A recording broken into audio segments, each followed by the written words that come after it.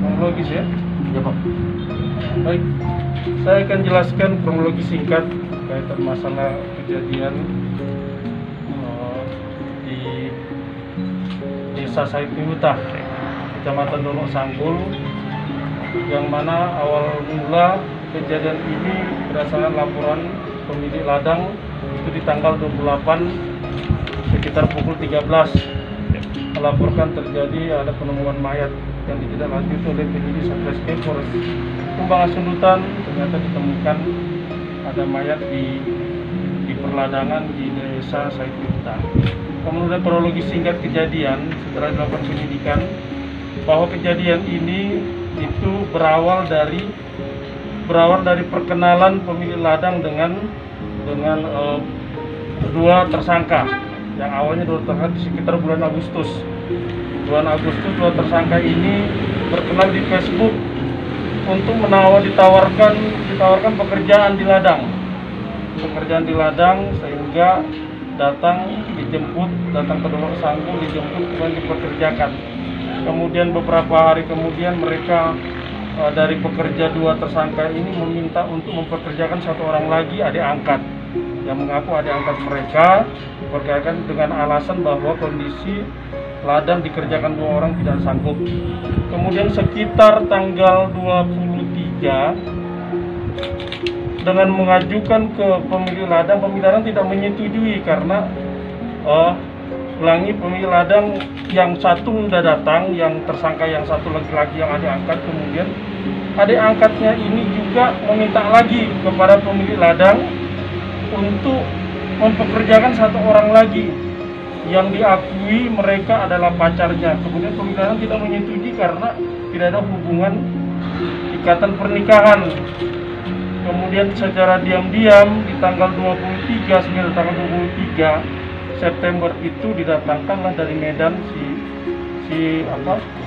Kurnia Mayasari yang korban ini datang dari Medan. Kemudian sekitar tanggal 27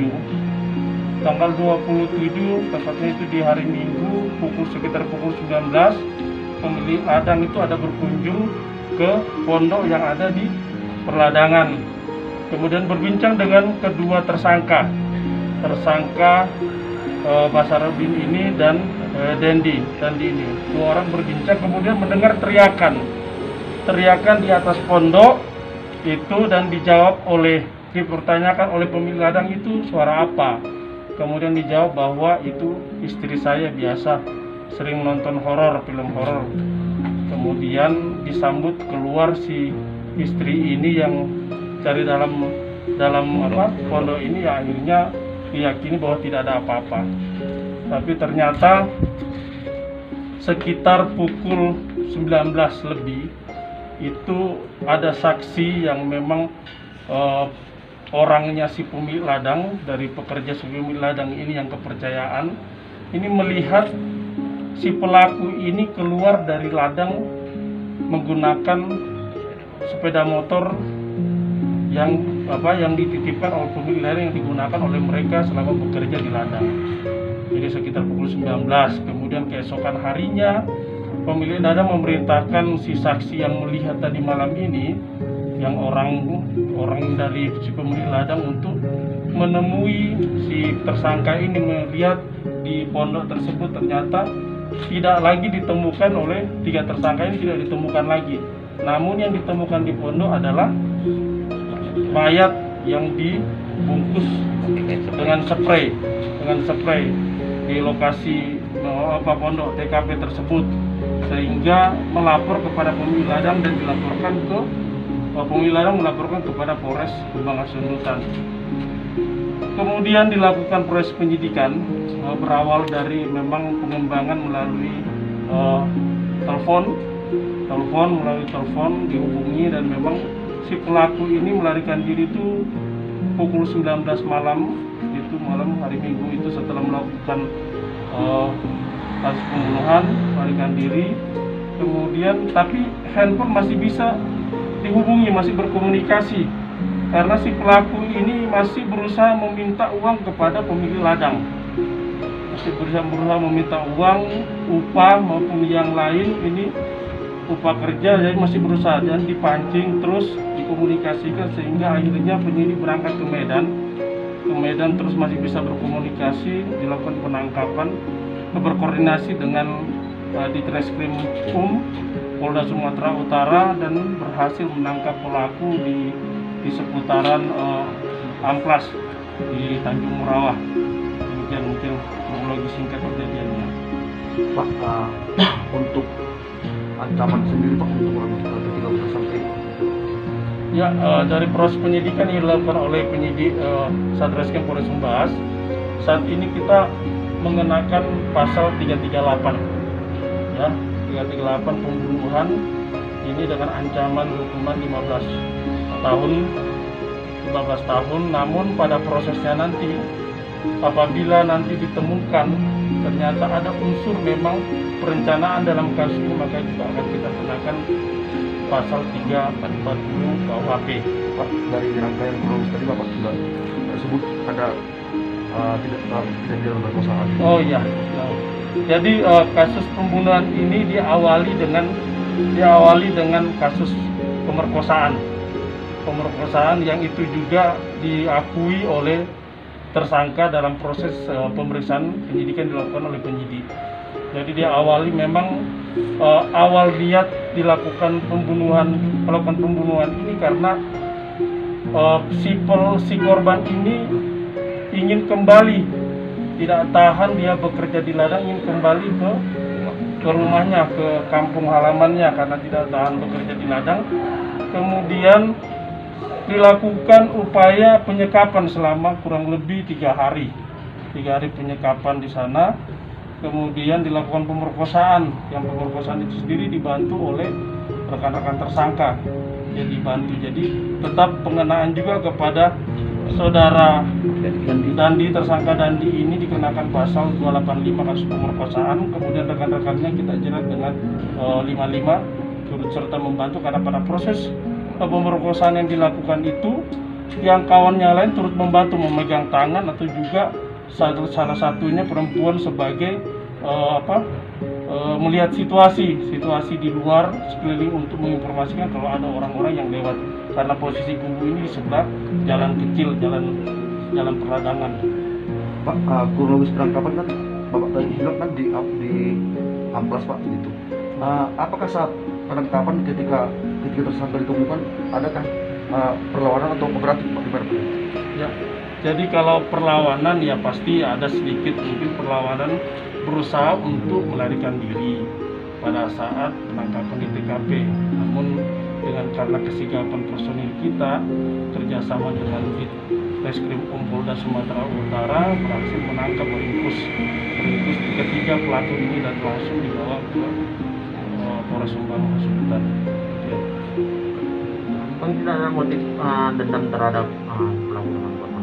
Ya, kalau sampai saat ini berdasarkan hasil proses penyidikan yang dilakukan oleh penyidik tidak ada ditemukan motif latar belakang dari pembunuhan ini adalah latar belakang karena mungkin dendam atau yang lain. Namun yang memang motif yang kita lihat ini karena mungkin mau berusaha mau menjalin hubungan dengan si korban ini.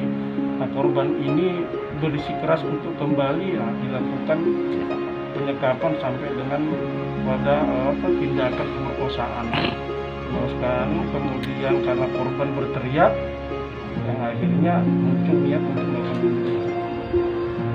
Pak, melihat dari cara orang ini membunuh kan termasuk Pak dekat begitu Pak. Apakah ketiga orang ini dites juga Pak dari apakah tindak pidana narkoba atau tidak Pak? Ya, untuk saat ini belum dilakukan tes untuk penggunaan narkoba, tapi dari ciri-ciri penggunaan, dari ciri-ciri ini tidak kita temukan karena dengan sadar pada waktu dilakukan penangkapan itu mereka dengan sadar. Jadi tidak ada tanda-tanda ciri-ciri pada diri mereka itu bahwa mereka sedang menggunakan ataupun mengonsumsi narkoba ataupun minuman keras. Pak, dari salah satu pelaku, apakah ada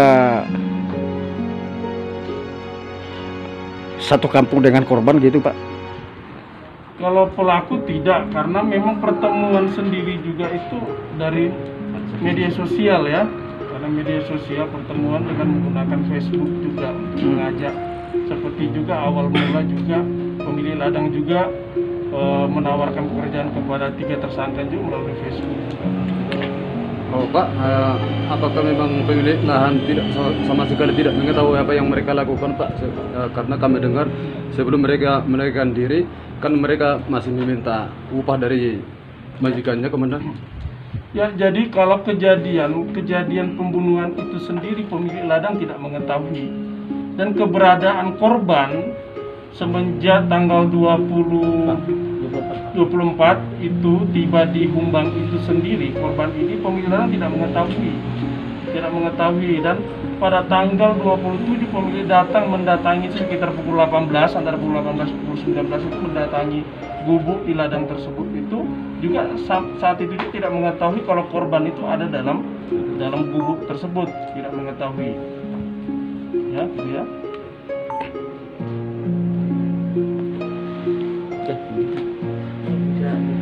Barang bukti yang berhasil kita sita di TKP maupun dari badan korban sendiri, tubuh korban sendiri, ini adalah sepatu milik korban yang pada saat datang awal ke TKP dan sudah kita pertanyakan kepada orang tuanya, memang benar ini yang dipakai pada saat berangkat ke Dolok Sanggul, Humbang Kasududan. Ini juga tas milik korban yang dipakai pada saat berangkat, ya, pada saat berangkat. Kemudian ini adalah pakaian yang dikenakan korban pada saat terjadi pembunuhan tersebut. Ya, ini pakaian semuanya, pakaian dalam yang kita sita pada saat diotopsi di rumah sakit. Kemudian ini spray yang digunakan untuk membungkus tubuh korban. Ya, pada saat ditinggalkan oleh mereka kan korban dibungkus, ditutup seperti dikapani, ya, seperti dikapani posisinya, dan tidak ada kelihatan di luar, ditutup seluruhnya, ya. Kemudian ini adalah hijab atau jilbab yang digunakan untuk menyekap mulut dan mengikat tangannya sekaligus. Ini dipakai karena ini panjang, ya, ini yang digunakan.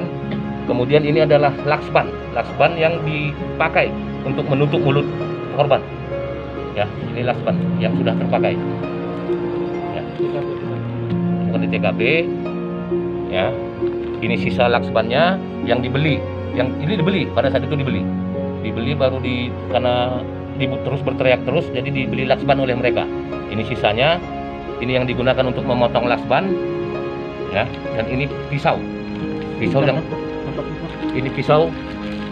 yang dipergunakan oleh para tersangka untuk membacok di bagian kepala korban sebanyak 3 kali. Ya. Dan dua yang melakukan pembacokan itu adalah tersangka yang laki-laki, dua-dua ada melakukan pembacokan. Kemudian ini adalah sepeda motor yang mereka pergunakan untuk melarikan diri dengan berboncengan 3 dari sini sampai ke Medan Simpang Amplas. Milik pemilik ladang. Ada kami jelaskan.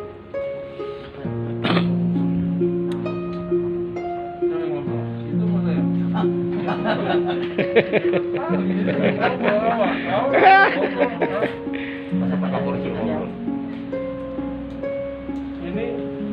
Ini atas nama Basarudin alias Retno. Jadi ini adalah yang mereka mengakui bahwa ini adalah ada angkat. Betul ini ada angkatnya. Nah, ketemunya di mana? Atas satu kampung atau di Medan Pak? Waktu di Medan saja. Nah, orang tuanya Basarudin tinggal di mana? Jalan Binjai. Orang tuanya tahu kalau punya adik angkat. Oh, nggak tahu. Jadi ketemunya di Medan. Kemudian saudara Dandi ini, tetangga Dandi ini tinggalnya di mana? Tinggal di Batubara, Pak. Batubara tinggalnya. Iya, Pak. Berarti ketemunya di Medan juga dengan Basarudin, ya. Kemudian yang ngajak kerja, Basarudin yang ngajak kerja ke sini, ya. Dengan upah berapa? Dengan upah 1,8 setiap bulan. Setiap bulannya diterima, ya. Iya, Pak. Kemudian dengan korban apa hubungannya? Dengan korban ada hubungan. Ya, kenalannya di mana? Kenalannya dengan korban Jamila. Itu kenalannya. Sehingga diajak ke sini. Iya Pak. Memang pacaran dengan korban. Enggak. Hah? Enggak. Tapi berusaha mau pacaran, mau mendekati korban. Cinta dengan korban, suka. Suka Pak. Kenapa dibunuh kalau suka? Hah? Basarudin yang itu. Tidak apa-apa. Harusnya kan kalau dia suka sama wanita kita cinta kan, harusnya ada yang menyakiti kita larang, tidak boleh. Kenapa tidak dilarang kalau pada sesuatu yang mau menyakiti? Kenapa tidak dilarang? Karena saya pun takut juga Pak. Ya Pak, katanya dia pun ada juga sedikit mau marah-marah gitu Pak. Saya takut. Karena saya makan gaji.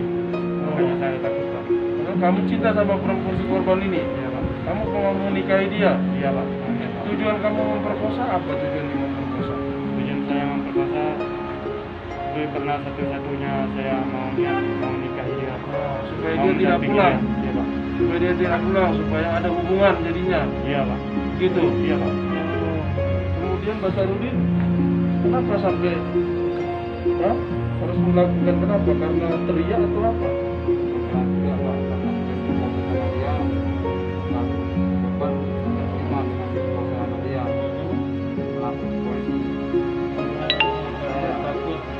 Saya takut.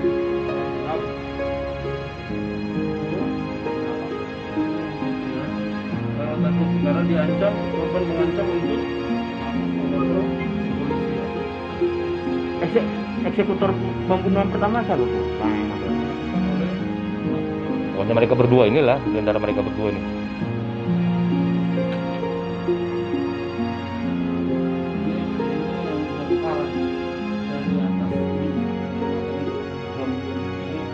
Dapat dulu kan ini. Ini apa hubungannya sama Basarudin? Hah? Istri sah apa istri? Nikahnya di KUA apa nikah siri? Hah? Udah gimana? Udah nanti gimana? Hah?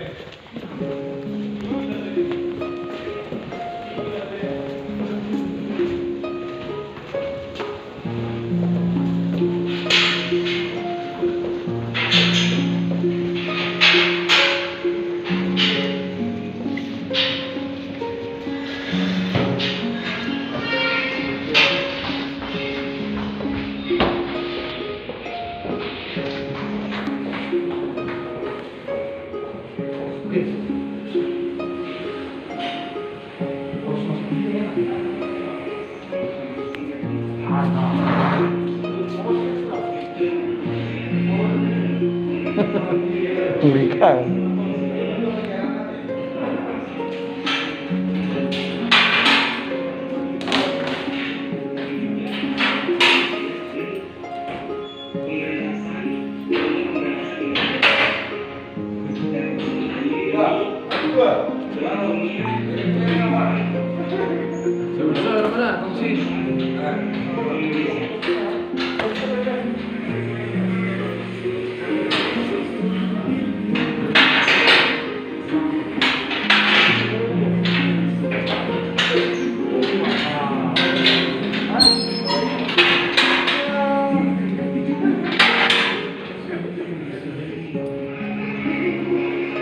Oke. Thank you Bang.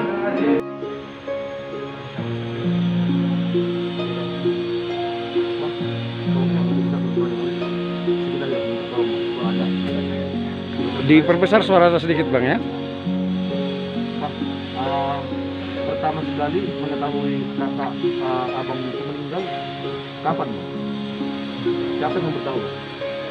Saya Pak Kadus. Ini kalau dengan bapak Kadus itu atau teman abang pribadi dapat kabar dari mana?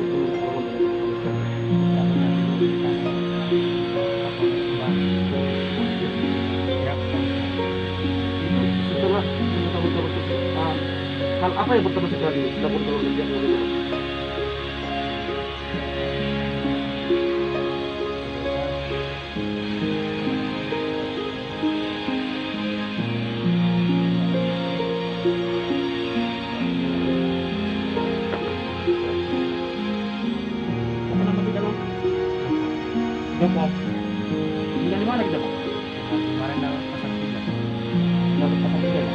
berapa bang? Korban anak berapa? Kapan dikemumikan syukurnya? Pada hari Selasa. Ya, Disaksikan keluarga itu semua ya bang ya? Ya, Yang pastinya hari apa? Hari Rabu atau Selasa? Rabu. Oh iya. Bang, sebelum adik meninggal, adakah salah satu dari keluarga kita sebelumnya memiliki firasat atau bagaimana? Ada Siapa itu bang? ya orang tua kita Firasat itu seperti apa? biasanya ya seperti bekerja tidak enak hati, gelisah, tidak nggak tenang. Pernah nggak ibu kita itu cerita dia punya firasat seperti itu sebelum kita dapat kabar yang menyedihkan ini bang? Pernah dia mengatakan bahwasanya firasatnya tidak enak dan tidak tenang lah kalau tidur. Bang, waktu kakak kita itu tadi berangkat menuju kota Rosamungun ini, dia minta izin dulu sama keluarga semua. Enggak. Minta izin kepada orang tua saya. Dan dilihat oleh ibu berangkat ibu. Iya. Alasannya untuk meninggalkan ibu di rumah itu sebelumnya Ya untuk bekerja. untuk cari pekerjaan atau untuk bekerja.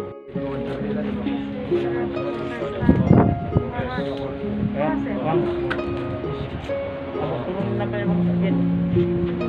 Berapa ya? Ya. Kasih kata. Bang,